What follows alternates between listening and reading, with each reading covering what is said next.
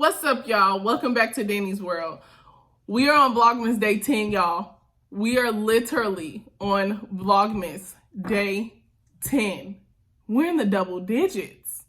We are in the double digits. Today, what I'm going to be talking to you guys about are pros and cons of teaching or being a teacher or being in this profession. I'm going to start off with the cons because I want to end on a positive note. So I'm going to start off with the cons. Number one is the salary. We do not get paid for what we do. A lot of us are highly underpaid for what we do. I think that, the best positions to be in when you are teaching would be like a principal or an administrative role, but working in the classroom as just a teacher is not, it doesn't pay us a lot. And granted, teaching isn't a lucrative profession. However, we do not get paid for what we do. In my state, the starting salary for a first year teacher would be around $34,000 a year, which is pretty much pennies. Point number two, which would be not always getting the support from administration. Sometimes, administration will tell you things to pacify you and to make you be quiet in that moment, but you don't always get the support that you are looking for sometimes when teaching, whether that's support with the student, whether there's support with the parent, whether there's support with classroom management or discipline or anything like that. I think that, sometimes a lot of buildings or a lot of administration forget that, we need a lot of support when it comes to, certain things in the classroom and outside of the classroom.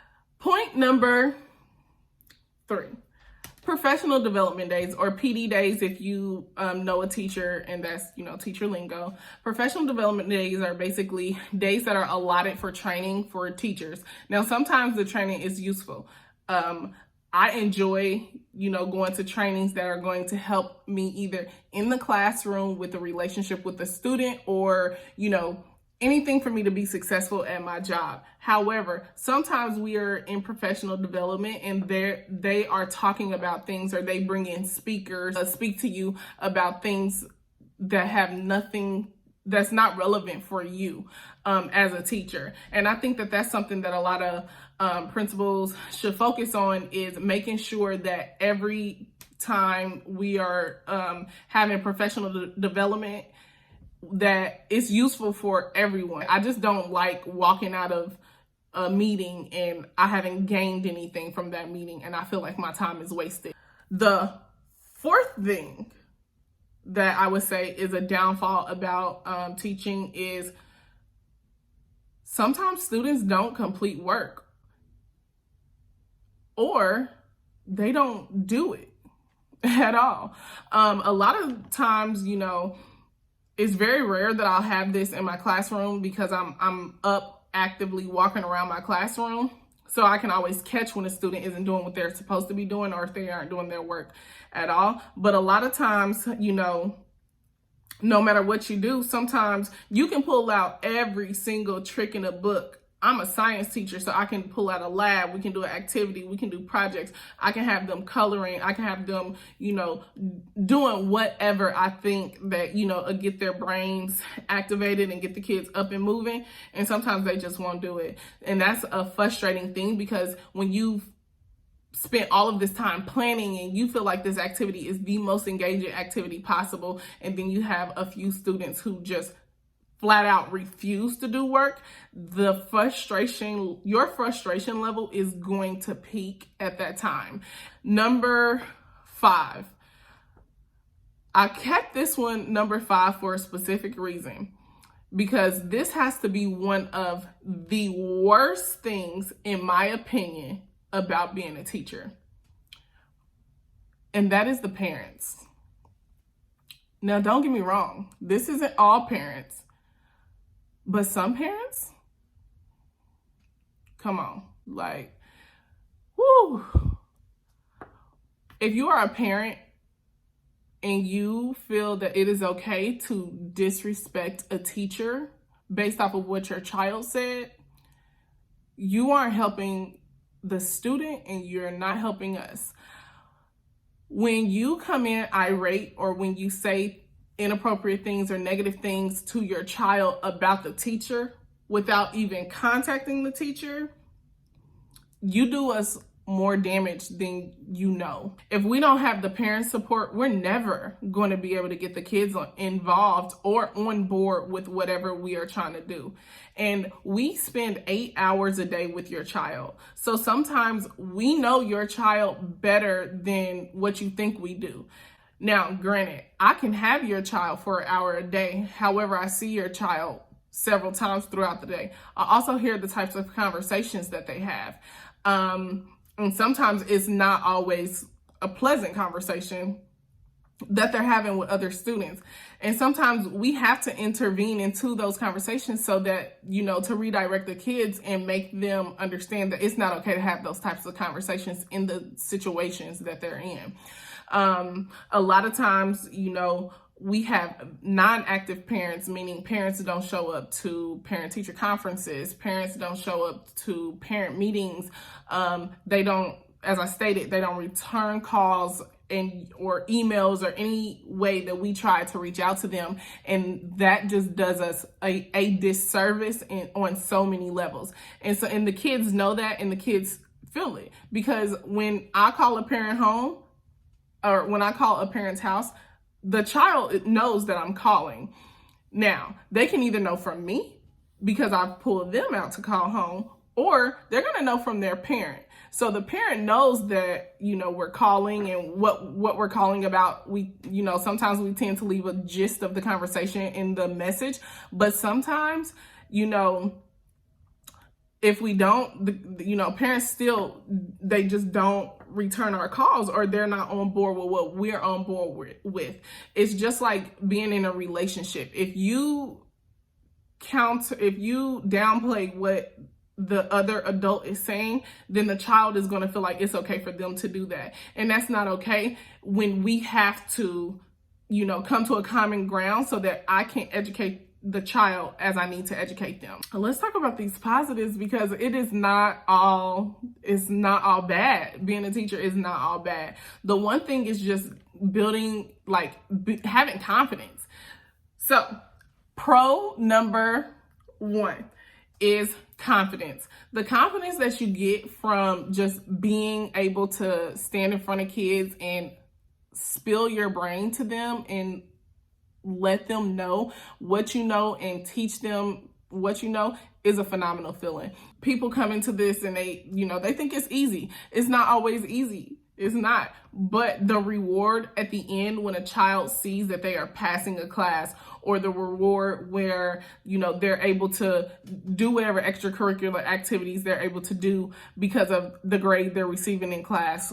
Another thing that kind of goes with that is we're going to go on to number 2, which is the aha moment.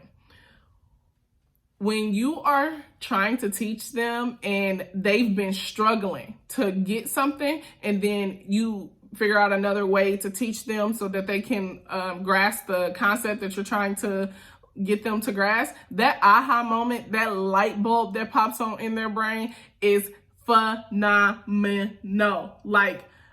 I love it when a kid finally comes up to me like, please, can you check this? Please, can you check this? And then they get it right, like the little dances that they do and all the other little stuff. Those little moments counteracts all of the bad moments, because in that moment, that 1, they're able to teach someone else, and 2, that they got something, that they learned something. I think the best thing about being a teacher is that at the end of the day, as long as you have taught one student something, that's the reward. So, pro number 3 is relationships. It is a major thing in the teacher-student world. In being a teacher, is building relationships with these kids. The relationships that you build, they last far long after you they graduate from, whether it's middle school and go on to high school, or it's high school and then go on to college. Relationships for me is a major part of, my teaching style. I think that that's something that I pride myself on, is making sure that I build great relationships with these kids, because you never know when they're gonna need you. I've had a relationship with kids and parents where they call me late at night or early in the morning just to, discuss an issue, discuss a problem. I've had kids that I've, bought food for and, done everything possible to make sure that their day is okay. I think that is something that, I just take great pride in. Building a relationship with the kids can definitely help in your favor. If you have that relationship with your kid, 9 times out of 10, they're not going to act up in your classroom. If you take the time to really let them know that you love them and you care for them, they're not gonna act out in your classroom. Now, don't get me wrong. Kids are kids. So just like those of you who have parents, who have children, that the kids mess up sometimes. And when they mess up, you just have to be ready and willing to embrace them when they are ready. So building relationships with your students should be the number one thing that you do in order to be successful. Number 4 for the pros. I'm gonna say the vacation days, or the days that we don't have school. Honey, we as teachers look forward to all of the days, whether it's Martin Luther King Day and we just get one little day, or whether it's fall break or we get 3 days to a week, or spring break. Some people get a week, some people get 2 weeks. Or let's not talk about the 8 weeks we get in summer vacation. 8 weeks off of work. Yes, I love my summer vacation breaks, my spring breaks, my fall breaks, my holiday breaks. All of the breaks that are recognized by the government, we get those breaks off, and it is amazing. They help us, they help the kids being able to rejuvenate, and the kids look forward to the breaks. We look forward to the breaks. Just being able to have that time off. I think teaching is probably one of the only professions where they are able to get those breaks off. So that's a pro for me. Like I love a break. The last thing I'm gonna say is a pro. So number 5 is going to be the relationships you make with other staff members. Now, I am one to talk, because at my previous employment, it took me a long time to open up to anybody that I really didn't know. But now that I've learned, I've grown, I'm older, having that support in the building is one of the best things that you can have. Whether you're friends with the principal, whether you're friends with other coworkers, anybody, just having somebody to be able to vent to in that moment, somebody to be able to release the frustration that you may have from whatever is going on. And also having that bond that no one else can really relate to. Because sometimes when I talk to my non-teacher friends, they're like, oh, what? I would have did this, I would have did that, and you a good one, and blah, blah, blah. And it's like, no, you wouldn't have, because these are other people's children, and you wouldn't do said action. So having someone who can relate to you is one of the best things ever. Also being there to support each other. Sometimes we have bad days. Life hits us as well. And I think that a lot of time people forget that. People forget that we are humans, and people forget that we have real lives, and people forget that we have real trials and tribulations.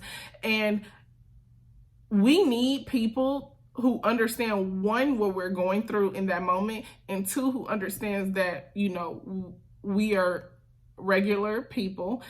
And having great relationships with people is in your building is just great.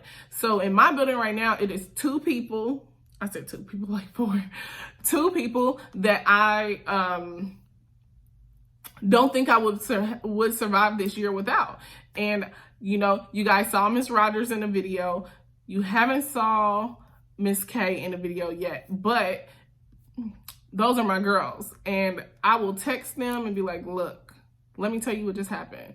And they'll respond back, or, you know, if we need to meet up at the end of the day, whatever it is we need to do to regroup is just great. That is all that I have today. I gave you 5 cons about teaching, and I also gave you 5 pros about teaching. And I hope you guys enjoy these videos. I hope you like, comment, subscribe, share a few.